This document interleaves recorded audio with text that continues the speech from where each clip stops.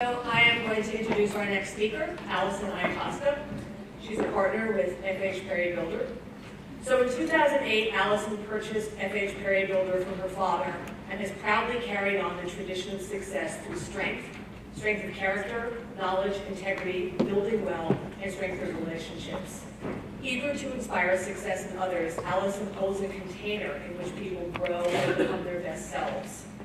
She's passionately involved in a range of Boston and Metro West charities and nonprofits, and has been recognized for her leadership and business acumen by Boston Future Leaders, Bankers and Tradesmen, the Builders and Remodelers Association, Greater Boston, and others.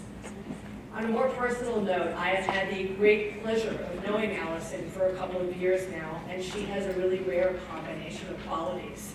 She has an exceptional intellect, a clear yet highly supportive communication style, and a truly generous spirit. And I was so happy when she said that she wanted to speak on the power of emotional intelligence, because this is an area where Allison does have great strength and understanding. And I'm really excited that all of us are going to get the benefit of her insights. She's just truly exceptional. So please welcome Allison Iantosca.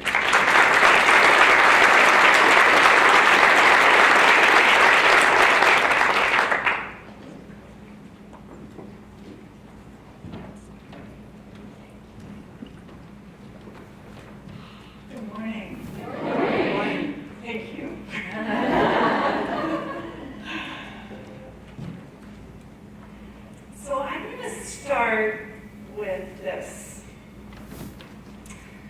I have two kids that are 100,000% into sports. Yeah. Which means me watching sports like all the time, right? And it sometimes feels like if I want to see my children, I need to be hardcore, all weekend present at rinks and fields that are all up and down the East Coast where we live, which I love. But it also means experiencing a ton of different types of public bathroom facilities. Often pretty gross, and often with no lock on the stall door. It's a pain in the ass when there's not a lock on the stall door because we don't have enough appendages to manage all the things that need attending to in this situation. So I'm in the midst of doing my lockless gyrations, and it occurs to me that I am twisting myself into a pretzel to hide my vulnerability when everybody has a pretty good sense of what it looks like already. And then this seemed to have some truth in multiple parts of my life, so I thought I would begin to pay attention, especially in my professional life. I wanted to know where this need to hide my vulnerability came from. I wanted to know what I did with it on a daily basis, and I wanted to know if I needed to do anything about it. And of course, it turns out there was a lot to learn. So where did this need to hide come from in the first place? I knew enough that I could not be trusted to do this level of research on my own. So with wild abandon and a great sense of urgency, I Googled a logotherapist in my area. I lucked out because I loved her, and I loved her white couch. It was one of those ones that's like plush enough you feel like you can hide in it if any emotional monsters show up, and I would often end up with a cushion on my lap like a shield. So I'm sitting on that couch the day that we discovered that my whole life I've been all about being the perfect person, which has been thematic today so far. And it was so in me that it was like muscle memory. And we also discovered that the one thing that I was perfect at was judging my imperfection, because I also had this constantly yammering voice inside my head. Only an A? Why not an A+? That last thing you said to her, God, you really took that too far. She was not going to like you anymore. You're not smart enough. You don't really belong here. So when I became CEO of my company, you know how this goes. Since I was clearly imperfect, which I confirmed with my inner voice, I went into triple time, overtime, full force operation cover-up effective immediately. And I think they call this the imposter syndrome, where you put a ton of energy into managing your outer appearance to cover up the fact that your insides are a hot stinking mess. Or as I like to call it, trying to hold the stall door closed without luck. So now I knew why or what I was trying to hide. So I got curious what it looked like on a day-to-day basis. So I'll be in a meeting in the office, favorite seat, looking good, well organized, topic ready. I like to have lots of different colored pens, clean sheet of paper. And that one person says something, anything really, and I get triggered. And my temptation is to think, bad, ignore, fix. But what actually happens is I mentally check out of the meeting. And though there are words still coming out of that person's mouth, I can't hear them because me and my little voice are going into la-la protection land. That person thinks you're imperfect. Never ever liked a single idea of mine. In fact, if we were the last two people on earth, that person would not jump on my bandwagon. In fact, does anybody around here like my ideas? Because I don't have to be the visionary, you know, I'm just going to stop. Except that being the visionary is my job. And if I don't do my job, then the company fails. And if the company fails, then I'm a failure. And if I'm a failure, nobody's going to like me. And then I am alone. I am seriously going to get that job at Starbucks. That lady the other day, she was like 40-something. I'm sure she's into a new chapter of her life and probably meditates every day and could care less about making money. All real thoughts, by the way.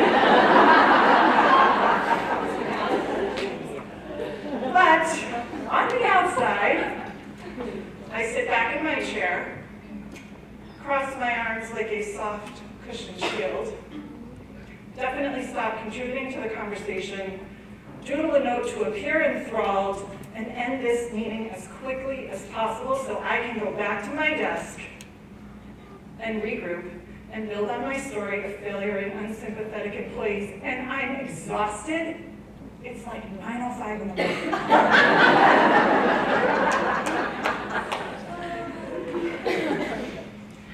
But now that I'm paying attention to what I'm doing to hide my vulnerability and seeing what I do with it, I begin to notice something else.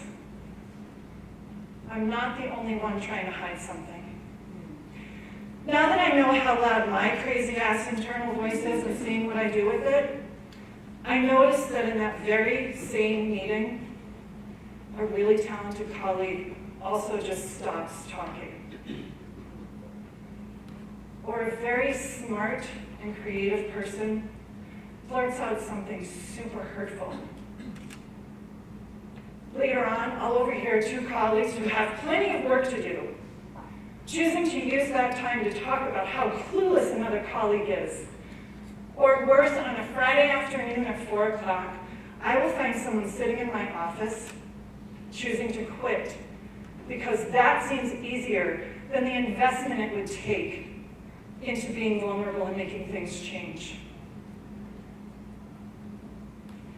This work became really clear for me when I heard Bob Keegan and Lisa Leahy, these are two Harvard researchers who are paying attention to this, and they talk about checking out to do this second job of self-protection. And so I'm not the only one. And we all have different things that we're protecting, and we all have different habits and ways of protecting. But I started to see patterns of what happened when something hurt or when fear took over and the walls go up. My point is, we're putting a ton of time and creative energy into protecting our reputations and covering fear. It is totally unproductive, totally unnecessary, and completely costly. I couldn't take it. Not for me or for anybody else that I work with, the CEO or project manager or sales or finance person. We can't afford it. I want to create a space where we can all be superheroes of our lives. But we can't do that if our capes keep getting stepped on, especially by our own feet. We need to begin to pay attention to what's happening right in front of us and build some awareness and give equal intelligence to the emotional experiences that we're having so that we can build the capacity to handle ourselves and our interpersonal relationships. And this needs to be as strategic and imperative as anything else that we do in our companies.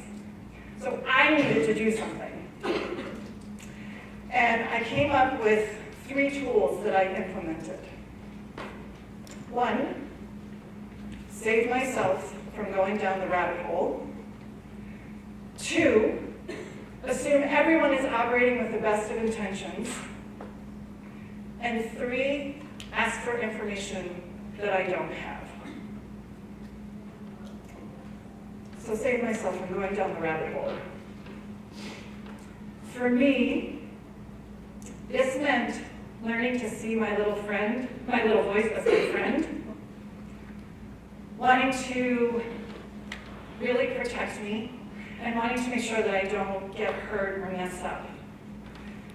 It feels a lot like managing an overbearing parent, where I try and skip past the judgy failure parts and go right to the unconditional, albeit comes out in a funny way, deep, deep love parts. So the voice says, I want to make sure that you don't look dumb or invaluable or unsuccessful, my vulnerabilities. And I can mentally thank it for that. So the voice pops up and says, did you hear what that person just said? That person thinks you're invaluable and imperfect. And I can say, oh, thank you for warning me that there is danger on the horizon. I will arm myself appropriately. And the voice says, good, I have these daggers. And I can be like, no, we're going to try something different today. And eventually, hopefully, we get ready to try something different today. Which I think can also happen if we pay attention to where the voice tends to pop up in our bodies. Mine has a happy home like right in my stomach or my gut, because when I'm the most hurt or scared, my stomach is on fire. But when I'm sad, my heart pounds. Or when I am nervous or anxious, my throat clenches, I get a little sweaty, I can't get my breath in. When I'm angry or under attack, I can feel my eyes go in and my shoulders roll back. Or when I'm joyful, my whole body literally flutters. So in other words, our bodies have all the information we need to know when it's time to make a different choice. We just have to pay attention to the signals. Because once I know I'm on the precipice, I can actually stop myself from going down the rabbit hole. Which brings me to my second tool. Assume everyone is operating with the best of intentions. I call this taking an optimistic stance. I once heard someone say that generally speaking, no one wakes up in the morning saying, I'm going to be a total jerk today just for the heck of it. And I remember thinking, really? So let me illustrate it this way. I can picture myself at the coffee line drive-thru in a typical rush, should not have stopped for coffee in the first place because I do not have enough time, but I have a coffee drive-through rule that I assume everyone else follows. One simple drink and you go. If you need food or multiple beverages or something complicated, you need to go inside. The car in front of me, clearly not abiding by my rule.